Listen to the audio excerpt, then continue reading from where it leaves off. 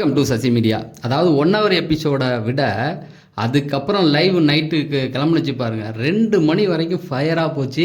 2 மணி வரைக்கும் அவ்வளோ கண்டென்ட் கிடச்சிச்சு. முக்கியமாக சாண்ட்ரா, திவ்யா, பிரஜன், அதோட சேர்த்து கமருதீன், இவங்க 4 பேரும் சேர்ந்து சவரியை பிளான் பண்ணி ஒழிச்சு அடிக்கணுன்ற ஒரு முடிவை எடுத்து அவனை என்ன பண்ண முடியுமோ, எவ்வளோ அவனை அள வைக்க முடியுமோ அள வச்சு பார்த்துட்டாங்க. அதுக்கப்புறம் உள்ளே பூந்த விக்ரம் இவங்க எல்லாரையும் சிங்கிளாக வந்து ரிவெஞ்ச் எடுத்தார். இதுக்குள்ளே என்னென்ன நடந்தது அப்படிங்கிறது தான் இன்றைக்கி நம்ம மிட் நைட்டில் நடந்ததை பற்றி பேச போகிறோம். ஃபஸ்ட்டு எடுத்த உடனே என்ன நடக்குது அப்படின்னா, இங்கே 1 hour ஷோ முடிஞ்சிச்சு. 1 hour ஷோ முடிஞ்ச உடனே லைவ் ஆன் பண்ணிட்டேன். ஆன் பண்ண உடனே என்ன நடக்குது அப்படின்னா, நமக்கு 1 hour ஷோவில் போட்ட அந்த ஒரு பிரச்சனை, ப்ரஷ்ஷு, சாண்ட்ராவுடைய ப்ரஷ்ஷு என்ன ஆச்சு, யார் எடுத்து போய் அந்த லெட்டின் இதில் ஏதோ போட்டாங்கன்னு சொன்னாங்க இல்லையா, அந்த இதுதான் ஓடிக்கிட்டு அதுலேயே 1 hour ஷோலேயே காட்டியிருப்பாங்க. கமருதீன் போய் திருட்டுத்தனமாக சவரி ரூமுக்குள்ளே போய் ஒரு பேக்கை எடுத்துகிட்டு வந்து அந்த ப்ரஷ்ஷை எடுத்து காமிப்பாங்க. அப்புறம் உள்ளே எடுத்துகிட்டு போய் வைக்கிறது, அதெல்லாம் வந்துச்சு. அதெல்லாம் நீங்கள் பார்த்துருப்பீங்க. அடுத்து என்ன ஆச்சு அப்படின்னா, சாண்ட்ராவுடைய முகத்தை பார்த்தாலே திருட்டுத்தனம் ஏதோ ஒன்று பண்ணியிருக்காங்க, அவங்க தான் அந்த ப்ரஷ்ஷை ஏதோ பண்ணியிருக்காங்கன்னு அப்படின்னு தெரியுது. இவங்க என்ன பண்ணாங்க, கமருதீன் போய் எடுத்தாந்து காமிச்சார். அப்புறம் தூக்கி உள்ளே போய் வச்சுட்டு வந்துட்டார். அதுக்கப்புறம் சபரியை கூப்பிட்டு கேட்குறாங்க, இந்த மாதிரி அந்த ப்ரெஷ் இஷ்யூ ஒரு இதாக போகுது, இதை பற்றி நம்ம அட்ரஸ் பண்ணோம். அப்போ நம்ம வந்து இதில் லிவிங் ஹாலில் நின்று பேசிடலான்னு அவங்க தான் கூப்பிட்றாங்க, சவரி கூப்பிடல. அப்போ சவரி போய் எல்லாரையும் கூப்பிட்றாரு. எல்லாம் டயர்டில் இருக்கிறனால தூங்குறோன்னா அதை சொன்னோடனே அவங்க ஒரு மாதிரி சாண்ட்ரா இழுக்கிறாங்க. அப்படியா, இப்போ வேணாமா அப்படின்னு. சரி வாங்க எல்லாரையும் பேச வைக்கலான்னு கூப்பிட்டு போய் அந்த பேக்கெல்லாம் எடுத்துகிட்டு வராங்க. இப்போ என்ன பண்ணுறாரு சவரி அப்படின்னா, இந்த மாதிரி 2 நாளைக்கு முன்னாடி வந்து சாண்ட்ரா வந்து என்கிட்ட சொன்னாங்க அவங்களுடைய ப்ரெஷ்ஷை காணும் அப்படின்னு சொல்லிட்டு. அதுக்கப்புறம் பார்த்தா அன்றைக்கே குப்பை தொட்டியில் ஒரு ப்ரெஷ்ஷு கிடக்குது அப்படிங்கிற மாதிரிலாம் சொல்கிறாங்க. அப்போ கனி சொல்கிறாங்க, ஒரு ப்ரெஷ்ஷு வந்து நானே குப்பையில் தூக்கி போட்டேன் அப்படிங்கிற மாதிரி சொல்லிட்டாங்க. இதை சொன்ன உடனே சவரி என்ன சொல்கிறாருன்னா, நான் வந்து அன்றைக்கி இதை ஏன் எடுத்து வச்சிங்க, குப்பையை எதுக்கு எடுத்து வச்சிங்கன்னு எல்லாம் கேட்க ஆரம்பிச்சிட்டாங்க. அதுவும் வியானா விஷ பாட்டிலுங்க, எந்த பக்கம் கோல் அடிக்கும் தெரியல. இப்போ இந்த டீமில் சேர்ந்துட்டாங்க, பிரஜன் கூட சாண்ட்ரா கூட. அது கேள்வி மேலே கேள்வியாக கேட்டுக்கிட்டு இருக்காங்க. அப்போ அவர் சொன்னார், நான் அன்றைக்கி ஒரு நாள் வந்தேன் ராஜாராணி டாஸ்க் அப்போ திவ்யா வந்து ஒரு குப்பையை எடுத்து கட்டிக்கிட்டு இருக்காங்க. அந்த குப்பையில் சாண்ட்ரா வந்து எதையோ போட்டாங்க. அதுக்கப்புறமேட்டுக்கு நான் போனதுக்கப்புறம் எடுத்து பார்த்தா அதில் ப்ரெஷ் ஒன்று கிடந்தது. அன்றைக்கி காலையில் தான் ப்ரெஷ்ஷை காணும்னு சாண்ட்ரா என்கிட்ட சொன்னாங்க. உடனே நான் என்ன பண்ணேன், இது ஏதோ ஒரு கேமாக இருக்கலாம், இல்லை அவங்க சொந்த திங்ஸே போட்டிருக்கலாம், சம்திங் இது வழியாக ஏதாவது ஒரு பிரச்சனை வரத்துக்கு வாய்ப்பு இருக்குன்னு அதை நான் எடுத்து வச்சேன் அப்படிங்கிற மாதிரி சொல்லிட்டாரு. இதை சொன்னதுக்கு அப்புறமேட்டுக்கு என்னாச்சு அப்படின்னா, சாண்ட்ரா கூப்பிட்டு கேட்குறாங்க, நான் வந்து என்னைக்கு உன்கிட்ட சொன்னேன் அப்படின்ற மாதிரி கேட்குறாங்க. 2 நாளைக்கு முன்னாடியாக எக்ஸாக்டாக டேட் சொல்லுன்னா அவர் எல்லாரும் கேள்வி தொடர்ந்து அம்பு மேலே அம்போ விட்டுக்கிட்டு இருக்காங்க. இந்த பக்கம் இருக்கவங்க பிரஜன் வந்து ஓவராக பண்ணுறாரு, அதாவது வம்பளக்கிற மாதிரியே பண்ணிக்கிட்டு இருக்காரு. அவருக்கு என்னன்னா சவரி தான் இதை பண்ணியிருக்கான்னு சவரி மேலே இந்த பிரஜன், சாண்ட்ரா, திவ்யா இவங்க மேலுக்கு டவுட், அவன் தான் எடுத்து ஒளிய வச்சுருக்கான் அப்படின்ட்டு. அதனால் அதை வச்சு கேள்வி மேலே கேள்வியாக கேட்குறாங்க. வியானா கேட்குறாங்க, கெமி கேட்குறாங்க. அவனால் சத்தியமாக முடியல. இப்போ என்ன ஆகுது அப்படின்னா, 2 நாளைக்கு முன்னாடி தாங்க கேட்டேன் அப்படின்னு. அப்போ சாண்ட்ரா சொல்கிறாங்க, இல்லை நேற்று தான் நான் வந்து உன்கிட்ட சொன்னேன், அதுவும் ப்ரெஷ்ஷு காணா போதுன்னு நான் உன்கிட்ட சொல்லவே இல்லையே, அப்படின்னு நீ மாட்டிக்கிட்ட, நீ தாண்டா ஏதோ பண்ணியிருக்க அப்படிங்கிற மாதிரி பேசுகிறாங்க. அது இல்லாமல் நீ எங்களை வந்து ரொம்ப கேவலப்படுத்துகிற, நாங்கள் வந்து திருட்டு பட்டம் கட்டுற அப்படிங்கிற மாதிரி பேசுகிறாங்க. அவன் பயந்து போயிட்டான். சவரி ரொம்ப பயந்து போய், ஏங்க நான் திருட்டு பட்டெல்லாம் கட்டலைங்க, நான் கேமராவிலே பதிவு பண்ணியிருக்கேன், இது உங்கள் திங்ஸாக இருக்கலாம், இல்லை நீங்கள் டாஸ்காக பண்ணலாம், அப்படிங்கிறதெல்லாம் நான் பதிவு பண்ணியிருக்கேங்க அப்படிங்கிற மாதிரி சொல்கிறாரு. அப்போ சாண்ட்ரா வந்து என்ன சொல்கிறாங்க அப்படின்னா, என்னை வந்து அசிங்கப்படுத்தினா ஒரு ட்ராமா அழுவுறது. அப்போ திவ்யா சொல்கிறாங்க, எதுவாக இருந்தாலும் கேமராவில் தெரியும், பிக் பாஸ் வீட்டில் ஏமாற்ற முடியாது. உங்கள் ப்ரெஷ்ஷை, அதாவது அவங்க ஒரு ஜிப் கவரில் போட்டு வச்சுருக்காங்களாம், ரூமில் இருந்ததை எடுத்தாந்து யாரோ லெட்டினில் இதில் போட்டிருக்காங்களாம். இதையே இப்படி பண்ணுறவங்க நாளைக்கு சாப்பாட்டில் எச்சி துப்ப மாட்டாங்கன்னு என்ன நிச்சயம்ன்ற மாதிரிலாம் கேள்வி கேட்குறாங்க. அப்போ திவ்யா சொன்னாங்க, இது பாருங்க கேமராவில் பதிவாயிடுச்சு, விஜிஎஸ் நாளைக்கு வந்துடுவார், வந்து கேட்டால் கிளாரிஃபிகேஷன் முடிஞ்சு போச்சு, நீங்கள் ஏன் அது பண்ணுறீங்கன்னா அவங்க ஓவராக ட்ராமா பண்ணுறாங்க. அந்த மீட்டிங் அங்கேயே முடியுது. அப்போ ஒரே ஒரு விஷயம் வந்து சபரி வந்து தப்பு பண்ணிட்டார். என்னன்னா 2 நாளுக்கு முன்னாடி கிடையாது, நேற்று நடந்தது அப்படிங்கிறது தான் அவர் மறந்துட்டார். இவங்க போட்டு அடித்த அடியில் அப்புறம் எஃப்சிஏ வந்து கேட்டு, எஃப்சிஏ நான் தானடா வந்துட்டு எடுத்து சொன்னேன் அப்படின்னும் போது எஃப்சிஏ வந்து ஒரு கிளாரிஃபிகேஷன் கொடுக்குறாரு, முந்தா நாள் கிடையாது நேற்றுன்னு. உடனே எல்லாம் கிளம்பிட்டான். பார்த்தீங்களா, மாற்றி பேசுகிறான்னு பிரஜனும் சாண்ட்ராவும் தொடர்ந்து அடிக்க ஆரம்பிச்சிட்டாங்க. அவரால் ஒன்றுமே சொல்ல முடியல. கேமரா முடி, இவருங்க நான் பண்ணலைங்க, நீ இந்த ஜிப்புலேருந்து உங்கள் ப்ரெஷ்ஷை எடுத்துகிட்டு போய் உங்கள் பேக்லேருந்து எடுத்துகிட்டு போய் யார் போட்டாலும் அந்த குரூப்பணம் வரட்டுங்க அப்படிங்கிற மாதிரி அவர் சொல்கிறாரு. உடனே நானும் அதை தான்டா எதிர்பார்க்குறேன். ஆனால் வரலன்னு வச்சுக்கேன், என் சுயரூபத்தை பார்த்துருவேன். பிரஜன், நீ வந்து 2 வாரமாக இதை தான் சொல்கிறோம். உன் சுயரூபம் என்னன்னா பின்னாடி பேசுகிறது, குரூப்பீஸை வச்சு ஆள் அடிக்கிறது தானே உன் சுயரூபமே தவிர நீ ஒன்றும் பெருசாக இங்கே கிழிச்சிடல அப்படின்னு தான் எனக்கு நினைக்க தோணுச்சு. சரி, இது முடிஞ்சிருச்சு. அதுக்கப்புறமேட்டுக்கு கெமி சொல்கிறாங்க, என்னுடைய வாட்டர் பாட்டில் 3 நாளாக காணும், என்னுடைய லிப்ஸ்டிக்கும் வந்து குப்பையில் கிடந்ததுன்னு. இப்போ சபரி என்ன பண்ணுறா, அதை எடுத்துகிட்டு போய் கெமி பாருங்கள். இதை இந்த நேரத்தில் சொன்னோன்னா சபரி அவங்க வந்து போய் அந்த சோபாவில் உட்காந்துருக்காங்க வெளியில் கார்டன் ஏரியாவில். அப்போ போயிட்டு இதை போய் சொல்கிறாங்க, கெமி இதையும் இதே போல் காணும் அப்படின்னோடனே திரும்பவும் பிடிச்சிக்கிட்டு உனக்கு ஏன் பதட்டம் ஆகுது, நீ ஏன் பதட்டப்படுற அப்படிங்கிற மாதிரி தொடர்ந்து கேட்குறாங்க. இப்போ அரோரா வந்து கேட்குறாங்க, ஏங்க குப்பையில் ஒரு விஷயத்தை போட்டால் அதை ஏங்க நீங்கள் எடுக்கிறீங்க?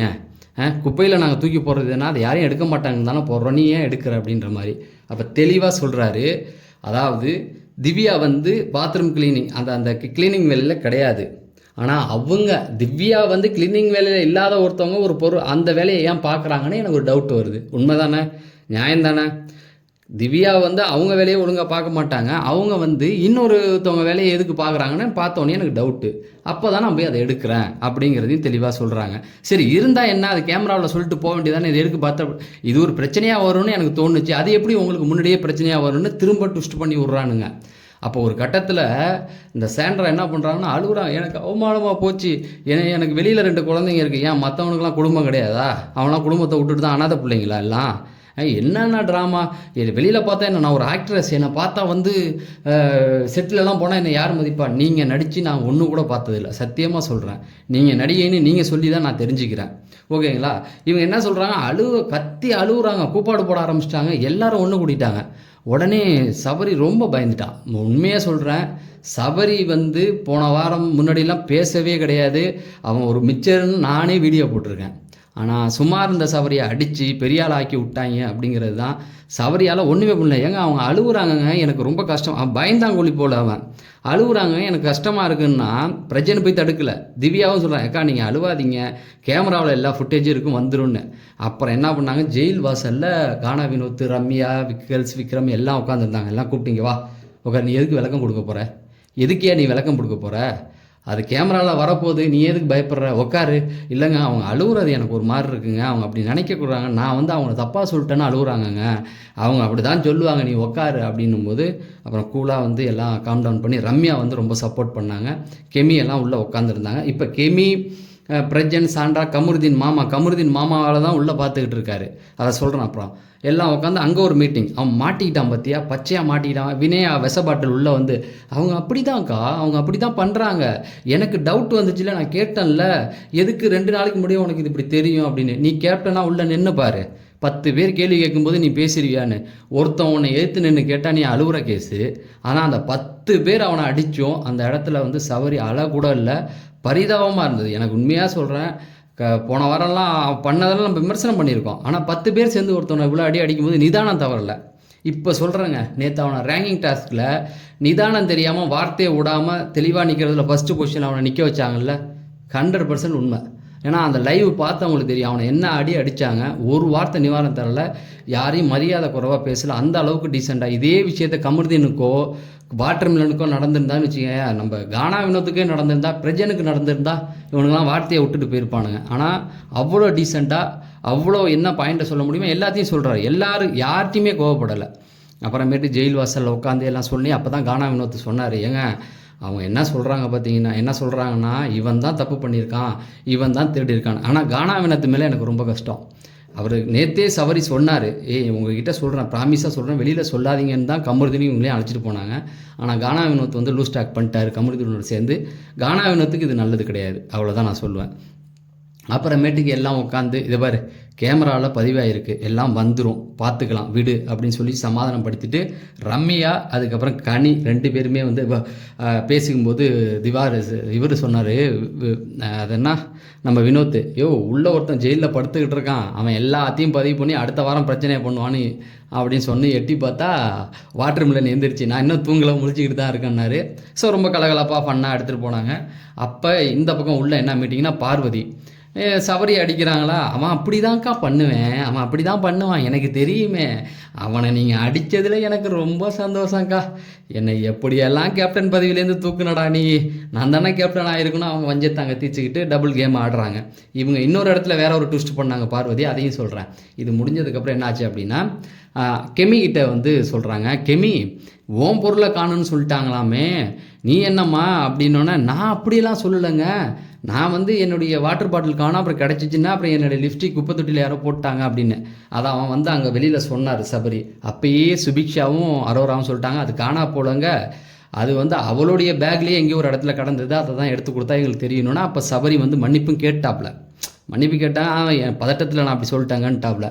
இப்போ இதுங்க போய் என்ன ஒன்று கெமியை ஏற்றி விட்டுடுச்சிங்க. கெமி அங்கேருந்து கிளம்பி இந்த வரம்பாரு நானுன்ட்டு வெளியில் வருது. உள்ளேருந்து யார், சாண்ட்ராவும் திவ்யாவும் ஏற்றி விட்டாங்க.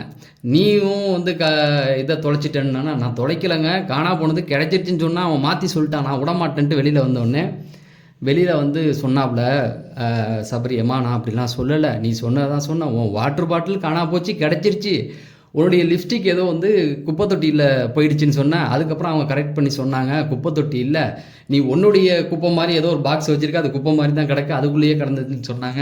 அதை தாமாங்க வந்து சொன்னேன்னு அவர் சொன்ன உடனே கெமிக்கு இங்கே ஏறிடுச்சு.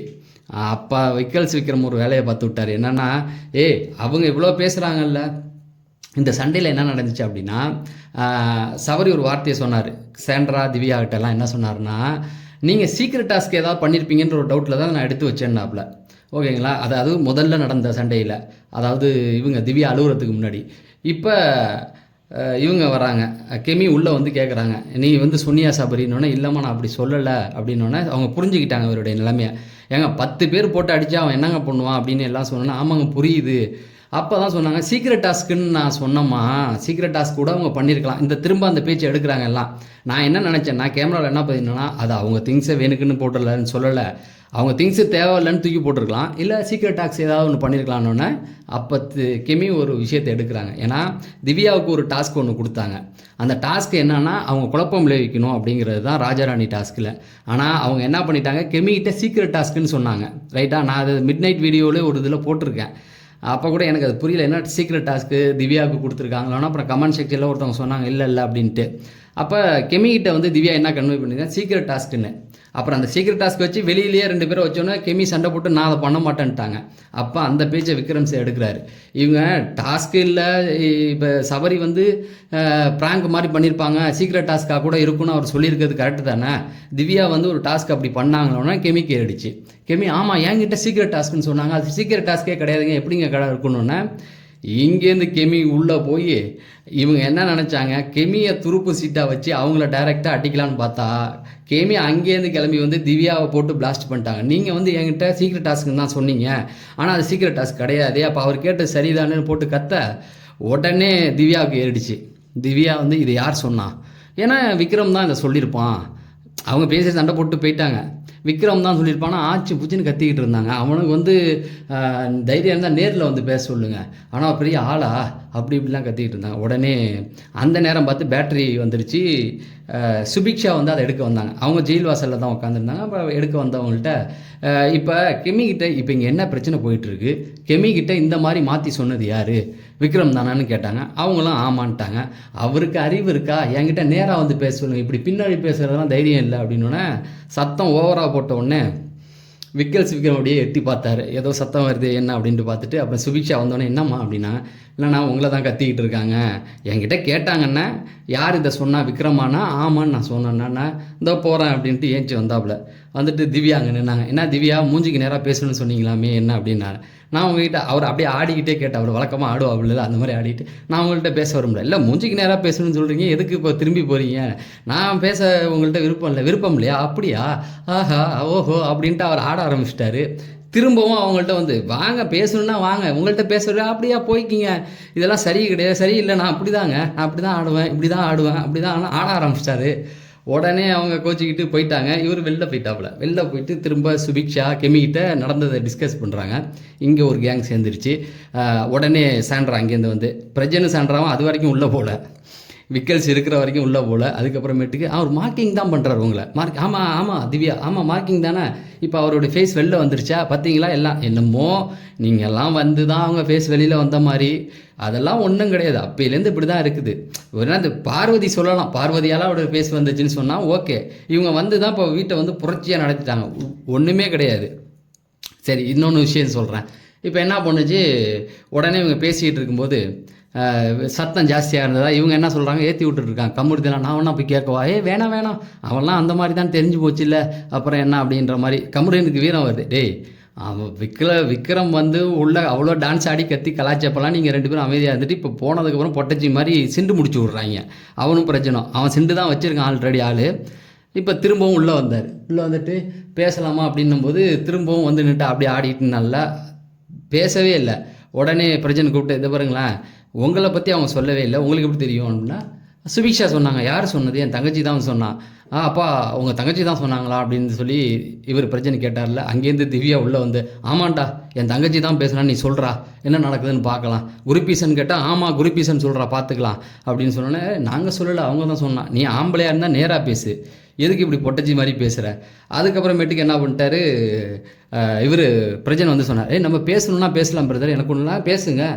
அதாவதுங்க உள்ளே என்ன நடந்ததுனால இவர் திரும்பவும் என்ன பண்ணார், ஆட ஆரம்பிச்சிட்டாரு. அப்படிங்களா, சொல்லுங்கன்னு. இந்த பக்கம் சாண்ட்ரா வந்து நீங்கள் வந்து மார்க்கிங் பண்ணீங்களா? ஆமாங்க மார்க்கிங் தான் பண்ணேன் அப்படின்னு இவரே சொல்லிட்டார். ஆமாம் நான் மார்க்கிங் தாங்க பண்ணேன். அது வந்து மார்க்கிங்லாம் தப்பு. ஆமாம் நான் தப்பானவன் தான். உங்களையா நாங்கள் ஜட்ஜின்னு போட்டோம், உங்களை நான் ஜட்ஜின்னு போட சொன்னோன்னா நீங்கள் இனிமேல் போடாதீங்க அப்படின்னு சொல்லிட்டு அவங்களையும் ஃபயர் விட்டார். ஃபயர் விட்டு திரும்ப ரூம்குள்ளே போனார்ல தூங்க. அங்கே இவங்க பார்வதி உட்காந்துருந்தாங்க. என்னடா உள்ள சத்தம் அப்படின்னா இந்த மாதிரி என்னை கேட்டாங்க, இந்த மாதிரி டான்ஸ் ஆடினா அப்படின்னா அவ்வளோப்பா திவ்யாவை கிழிச்சு விட்டியாடா அப்படின்னு கேட்டுறாங்க. ஆமாம் அண்ணா எனக்கு இப்போ தான்டா சந்தோஷம்னாங்க. என் நெஞ்சே வெடிச்சிருச்சு. ஏம்மா பார்வதி நீ யார் பக்கமாக இருக்க? திவ்யாவை அடித்தா சந்தோஷப்படுற, அந்த பக்கம் திவ்யாவோட சேர்ந்துட்டு இவனோட டேமேஜ் பண்ணுற, நீ என்ன மனநிலையில் இருக்குன்னே தெரில. மற்றவங்களாம் இந்த பக்கம் வந்துட்டாங்க. நாளைக்கு ஒரு பெரிய குறும்படம் எதிர்பார்த்துருக்குது. எனக்கு என்னமோ இந்த ப்ரஷ் விஷயத்தில் சாண்ட்ரா மேலே தான் தப்பு இருக்குது அப்படிங்கிறது உறுதியாக எனக்கு பார்த்த வரைக்கும் தோணுது. உங்களுடைய கருத்துக்கள் சொல்லுங்கள். ஏன்னா இப்பயே 18 நிமிஷத்துக்கு மேலே வந்துருச்சுன்னு நினைக்கிறேன். சரி, நம்ம நாளைக்கு காலையில் ஓட்டிங் பற்றி ஒரு வீடியோ போட்டுடுறேன். ஏன்னா நாளைக்கு கடைசி நாள். ஓட்டிங்கில் யார் வந்திருக்கா அப்படிங்கிறதையும் பார்த்துடலாம் அப்படின்னு சொல்லி நான் விடைபெறேன். நன்றி, வணக்கம்.